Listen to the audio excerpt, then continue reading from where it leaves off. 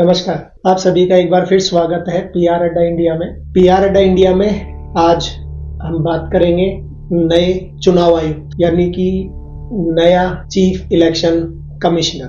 भारत के 26वें चुनाव आयुक्त की नियुक्ति हुई है। चुनाव आयुक्त की नियुक्ति से संबंधित और समझने का प्रयास करेंगे कि चुनावी प्रक्रियाओं को जिस प्रकार से पिछले राजीव कुमार जी के दौरान बहुत सारे सवाल खड़े हुए चुनाव की प्रक्रिया और ईवीएम को लेकर, तो ज्ञानेश कुमार जी जो कि अभी नए चुनाव आयुक्त नियुक्त हुए हैं, ऐसे में उनके सामने बड़ी चुनौतियां हैं। तो क्या उनकी चुनौतियों पर वो काम करेंगे, किस प्रकार से करेंगे और उनके लिए कितना आसान और कितना मुश्किल भरा समय रहेगा, इस पर चर्चा के लिए आज हमारे साथ सिद्धार्थ पांडे जी मौजूद हैं। सिद्धार्थ जी, आपका हार्दिक स्वागत पीआर अड्डा इंडिया में। बहुत बहुत धन्यवाद। तो आइए शुरू करते हैं। सिद्धार्थ जी, हमारे व्यूवर्स ये जानना चाहते हैं कि नए चुनाव आयुक्त ज्ञानेश कुमार जी की नियुक्ति अभी हुई है, तो ये नियुक्ति की प्रक्रिया जो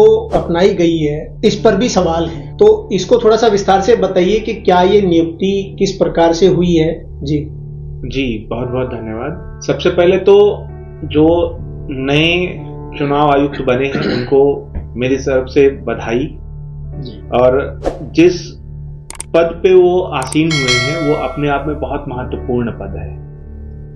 ये पद एक ऐसा पद है जो भारत को लोकतंत्र की तरफ ले जाने के लिए बहुत महत्वपूर्ण भूमिका आने वाले समय में निभाएगा। जैसा कि हम सबको पता है कि जितने भी राज्य हैं उनकी विधानसभाओं के चुनाव, हमारे देश का जो आम चुनाव होता है वो सीधे सीधे चुनाव आयोग जो हमारा भारत सरकार का है उसके द्वारा कराया जाता है जी। और उसका जो पहले नंबर का पद है उस पर ज्ञानेश कुमार जी को आसीन किया गया है। तो सारे प्रदेशों के आम चुनाव यानी विधानसभा के चुनाव और देश का चुनाव जो हमारे यहां पर हो रहा है वो कितना सुव्यवस्थित तरीके से होगा, कितना पारदर्शी तरीके से होगा और कितना आम जनता को नेताओं को चुनने में आसान बनाएगा या आसान कराएगा जी, वो ज्ञानेश कुमार जी के लीडरशिप में देखने को मिलेगा। अब ज्ञानेश कुमार जी की थोड़ी सी बात कर लें तो ज्ञानेश कुमार जी 1988 बैच के आईएएस ऑफिसर हैं जी, और केरल कैडर इनको मिला हुआ था। अच्छा। इन्होंने डिफरेंट मिनिस्ट्रीज में काम किया हुआ है, जिसमें अपने पदों पर इन्होंने जो भी इनको दायित्व मिले उनका निर्वहन इन्होंने बखूबी तरीके से किया है। अब इनको पद मिला है वो भारत की डेमोक्रेसी और भारत के लोकतंत्र को कितना मजबूत बनाएगा, काफी कुछ ज्ञानेश जी के ऊपर ये निर्भर करेगा। जी, बिल्कुल चुनौतियां तो हैं, और लोकतंत्र का ये जो स्तंभ है, यह स्तंभ पूर्णतः आयुक्त के ऊपर निर्भर करता है कि वह किस प्रकार से चुनाव को निष्पक्ष रूप से करवाते हैं। हम यह जानना चाह रहे थे कि इनकी जो नियुक्ति हुई है, नियुक्ति के लिए 3 सदस्यीय समिति का गठन हुआ। ये सब जानते हैं कि 3 सदस्यीय समिति में सरकार के 2 सदस्य डायरेक्ट और इनडायरेक्ट वे में, और एक नेता प्रतिपक्ष। तो क्या ये सही है, माना जाए कि ये जो नियुक्ति की प्रक्रिया है, यह नियुक्ति की प्रक्रिया कितनी लोकतांत्रिक है? क्योंकि लोकतंत्र की हम बात कर रहे हैं, लोकतंत्र को बचाने की बात कर रहे हैं, लोकतंत्र को मजबूत करने की दिशा में हम काम कर रहे हैं, और उसकी शुरुआत ही कमजोर हो रही है। नहीं, आप बिल्कुल सही बात कर रहे हैं कि ये जो व्यवस्था बनाई गई है, चुनाव जो हो रहा है ज्ञानेश कुमार जी का या किसी भी चुनाव आयुक्त का, वो कहीं ना कहीं दूर से देखने में भी ये लगता है, और हमें ये महसूस भी कई बार हुआ है कि शायद ये जो प्रक्रिया है उतना पारदर्शी तरीके से नहीं हो पा रही है। हालांकि ये व्यवस्था लंबे समय से है, ऐसा नहीं कि अभी ये नई व्यवस्था है, लेकिन पहले शायद लोग कहते थे कि ये न्यूट्रल हुआ करता था। जो भी लोग उसमें जाते थे, बोर्ड के पार्ट बनते थे, वो न्यूट्रल तरीके से डिसीजन लेते थे। अभी कहीं ना कहीं थोड़ा सा बायसनेस नजर आती है।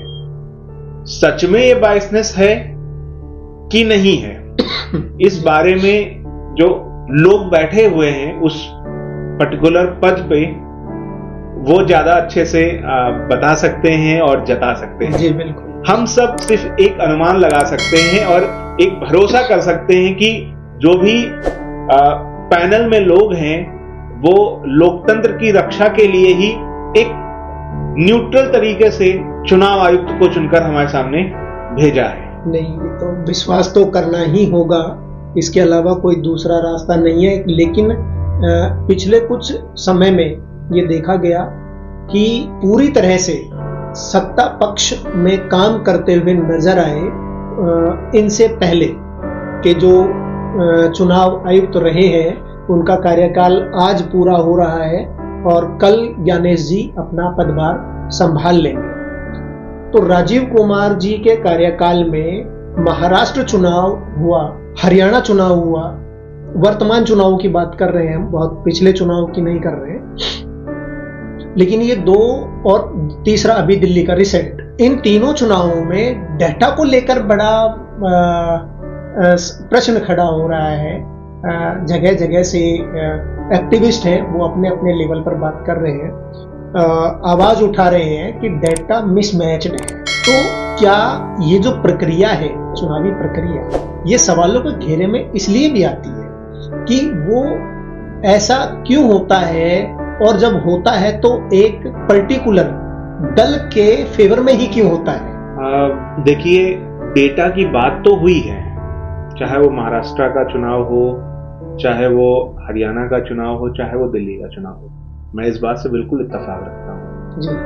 अब सच में इसमें हुआ है नहीं हुआ है, ये एक जांच का विषय है जी। पर मुझे ये लगता है कि चुनाव आयुक्त राजीव कुमार जी को इस पे अपना स्पष्टीकरण देना चाहिए था, और स्पष्टीकरण वो कुछ प्रेस ब्रीफिंग में दिए भी हैं, लेकिन उसकी क्लियरिटी बहुत नहीं है।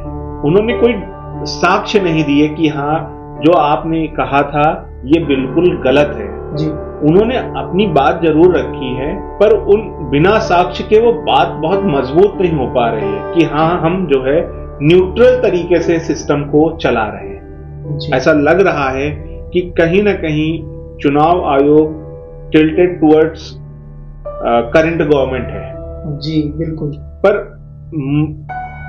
अगर राजीव कुमार जी इस पे स्पष्टीकरण देते हुए चलते, उसके फैक्ट्स जो है पब्लिक डोमेन में लाकर रखते, तो शायद जो अभी एक परसेप्शन डेवलप हुआ है सोसाइटी में, लोगों के दिमाग में, शायद वो नहीं होता जो अभी डेवलप हो चुका है।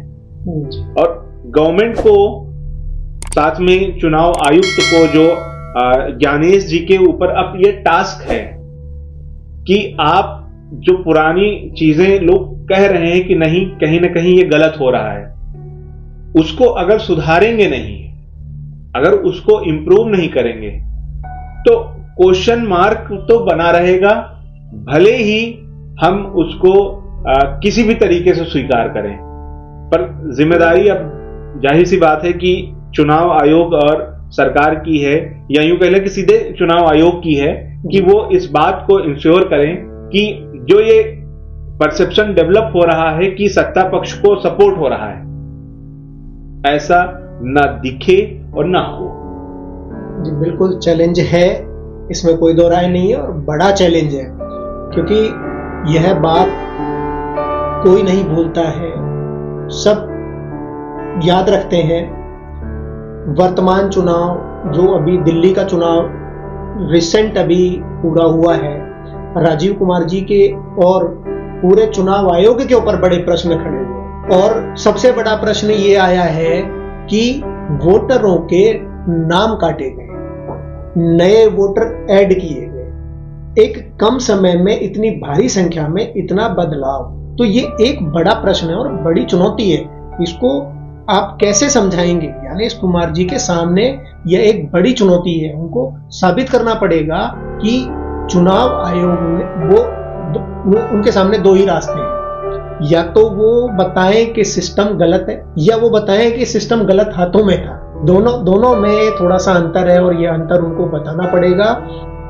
यह चुनौती उनके सामने है, क्योंकि रिसेंट अभी कुछ जो पार्टियां हैं वो डेटा कंप्लीट करने में लगी हुई हैं, और मुझे लगता है कि वो चुनाव आयोग के खिलाफ सुप्रीम कोर्ट में या हाई कोर्ट में, जहां भी उनको उचित लगेगा, वो चुनौती देंगे। ऐसी परिस्थितियों में अभी अगले ही साल यानी कि 2025 में ही हम बात करें तो विधानसभा चुनाव बिहार में होना है। बिहार एक बड़ा राज्य है।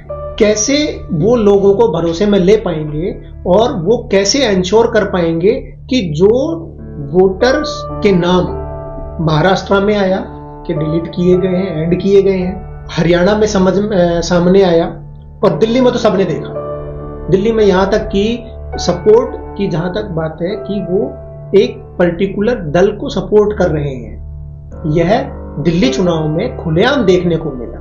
एक सिंगल कंप्लेंट के ऊपर कोई एक्शन नहीं है, जबकि वो सब वीडियोस जारी हुए हैं। मतलब जिसे कहते हैं ना कलर हैंडेड, रंगे हाथ पकड़ा गया लेकिन कार्रवाई नहीं।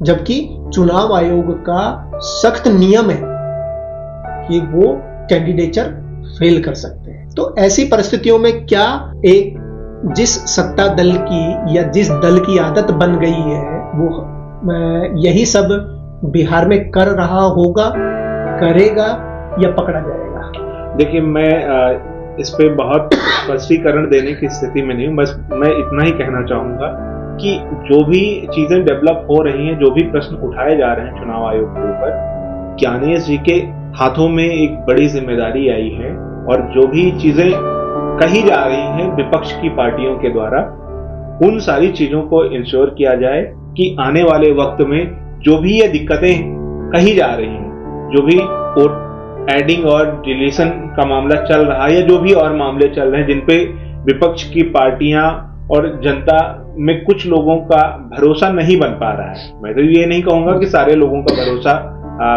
जा चुका है चुनाव आयोग से। कुछ लोगों का भरोसा जरूर डगमगाया है कि शायद चुनाव आयोग सत्ता पक्ष को सपोर्ट कर रहा है। अब ज्ञानेश कुमार जी के हाथों में जिम्मेदारी आई है, इनको ये इंश्योर करना होगा कि जो भी चीजें कही जा रही हैं उनको सिलसिलेवार तरीके से बताएं कि जो भी चीजें कही जा रही थी वो गलत हैं, या फिर जो भी चीजें आगे आएंगी उनको वो बकायदा सबूत के साथ प्रेस ब्रीफिंग करें कि नहीं, ऐसा बिल्कुल नहीं है। और चुनाव आयोग भारत का सबसे महत्वपूर्ण स्तंभ है जो लोकतंत्र को इंश्योर करता है। जी बिल्कुल। तो उस परिप्रेक्ष्य में ज्ञानेश कुमार जी को इस पद की गरिमा बनाने के लिए इन सारी चीजों को बेहतर से बेहतरीन की तरफ लेके जाना होगा। जो अभी इनको भूमिका मिली है उसको बड़े पटल पे लेके जाना होगा। जो भी सिस्टम में खामियां हैं, क्योंकि अगर कहा जा रहा है कि यहां पर दिक्कत है, यहां पर दिक्कत है, यहां पर दिक्कत है, तो कहीं ना कहीं कुछ दिक्कतें होंगी जरूर। अब उन दिक्कतों को, उन प्रॉब्लम्स को सॉर्ट आउट करना है इनको, और जनता के सामने फ्री एंड फेयर इलेक्शंस कराना इनकी जिम्मेदारी है। जी बिल्कुल। निष्पक्ष चुनाव करवाना प्राथमिक जिम्मेदारी बन जाती है चुनाव आयोग की, और चुनाव आयुक्त के सामने आने वाले विधानसभा चुनाव या विधानसभा चुनाव से भी बढ़कर एक चुनौती का सामना शायद करना पड़ सकता है, क्योंकि वन नेशन वन इलेक्शन की तरफ भारत बढ़ता हुआ दिख रहा है। यदि ऐसा होता है तो मुझे लगता है, या मुझे नहीं लगता, मैं आपसे पूछना चाहता हूं कि यदि वन नेशन वन इलेक्शन की तरफ भारत बढ़ता है तो क्या ये लोकतंत्र के लिए ठीक होगा? पहला सवाल। और दूसरा, क्या चुनाव आयोग अपने आप में ऐसा करने में सक्षम है? जैसा कि आपने पहला प्रश्न पूछा कि क्या ये लोकतंत्र के लिए ठीक है? जितना मेरी समझ कहती है, जितना मैंने किताबों को पढ़ा है, कॉन्स्टिट्यूशन को पढ़ा है, समझा है, उसके अनुसार किसी भी लोकतंत्र के लिए सबको इक्वल अपॉर्चुनिटी मिलना जरूरी है। जो नेशनल पार्टीज हैं उनके पास में साधन संसाधन की कोई कमी नहीं है, पर क्षेत्रीय पार्टियों के साथ साधन संसाधन की बहुत कमी है, नंबर 1। नंबर 2, वो सारी चीजों को ऑर्गेनाइज करने की स्थिति में नहीं है। पर चुनाव लड़ना और चुनाव जीतना सबका मौलिक अधिकार है, और मौलिक अधिकार होने के नाते सबको इक्वल अपॉर्चुनिटी मिलना जरूरी है जी, जो कि वन नेशन वन इलेक्शन में संभव नहीं है जी। कोई भी एक क्षेत्रीय पार्टी अगर 3-4 राज्यों में चुनाव लड़ना चाहती है और वन नेशन वन इलेक्शन वाला कॉन्सेप्ट लागू है, तो कभी भी क्षेत्रीय पार्टी और राज्यों में जाके परफॉर्म नहीं कर सकती, कभी नहीं कर पाएंगी, हमेशा नेशनल पार्टी ही करेंगी। इसका सीधा मतलब ये हो गया कि क्षेत्रीय पार्टी और छोटी पार्टियों को आप ध्वस्त कर देंगे जी। सिर्फ कुछ बड़ी पार्टियां होंगी जो पूरे देश में चुनाव लड़ेंगी, सत्ता बनाएंगी और वही सत्ता में लगातार काबिज रहेंगी जी। तो लोकतंत्र के लिहाज से तो ये बिल्कुल कॉन्सेप्ट ठीक नहीं है जी।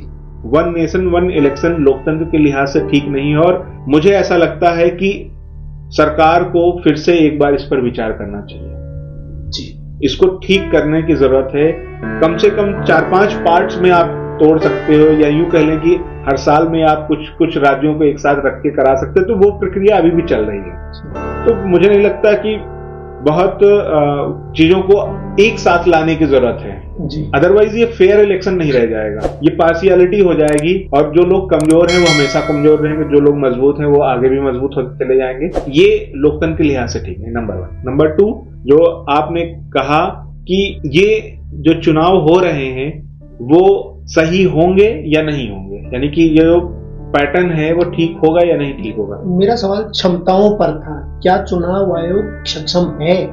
हाँ, वही मैं कह रहा था कि देखो चुनाव आयोग की जो क्षमता है, जो पैटर्न बना हुआ है वो डिस्टर्ब हो जाएगा। जिस पैटर्न पे चुनाव आयोग आज काम कर रहा है उसको सारे पैटर्न को क्लोज करके एक नए पैटर्न को अडॉप्ट करना पड़ेगा, फॉलो करना पड़ेगा, और जो लोग उनके पास में हैं, जो अलग अलग स्टेट्स में जाके चुनाव कराते हैं, उनकी क्षमता बढ़ानी होगी, मतलब मैन पावर बढ़नी चाहिए, यानी कि रिक्रूटमेंट होना चाहिए। और रिक्रूटमेंट आप कितना कर पाओगे कितना नहीं कर पाओगे ये भी अपने आप में एक विषय है, और रिक्रूटमेंट आपने कर भी लिया जी, तो चुनाव के बाद वो फ्री हो जाएंगे जी। अब बहुत सारे लोग कह रहे हैं कि प्राइवेट सेक्टर के लोगों को इसमें शामिल कर लो, क्या दिक्कत है, टास्क पूरा, बात खत्म। लेकिन टास्क ये ऐसा पोर्शन है, इतना सेंसिटिव मामला है कि यहां पर अगर प्राइवेट प्लेयर्स को आपने डाला तो जाहिर सी बात है प्राइवेट प्लेयर्स का लक्ष्य कहीं ना कहीं पैसा ज्यादा कमाना होता है, सिस्टम को स्मूथ ड्राइव करना उनका लक्ष्य नहीं होता है। तो उस संदर्भ में कई बार यहां पर जो मामले आएंगे ना वो करप्शन से लिप्त हो जाएंगे। हर जगह पे आपको छोटा छोटा पार्ट में करप्शन देखने को मिल जाएगा, और उस परिस्थिति में क्या है कि आप सिस्टम को सुचारू रूप से नहीं चला पाएंगे जी। अब कुछ लोग कह रहे हैं कि टेक्नोलॉजी आ गई है तो उसके हिसाब से हम सिस्टम ड्रिवन कर लेंगे, फिर लोकतंत्र का क्या जी। तो कई सारी चीजें हैं जहां पर अभी चीफ इलेक्शन कमिश्नर को भी और इलेक्शन कमीशन को भी सोचने की जरूरत है, और इसको बहुत स्मूथ करने की जरूरत है। मुझे नहीं लगता है, बहुत सारे लोग कह रहे हैं कि इससे रेवेन्यू का बड़ा फायदा होगा।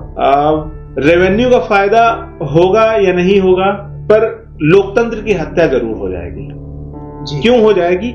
क्योंकि लोगों को फेयर अपॉर्चुनिटीज नहीं मिलेंगी।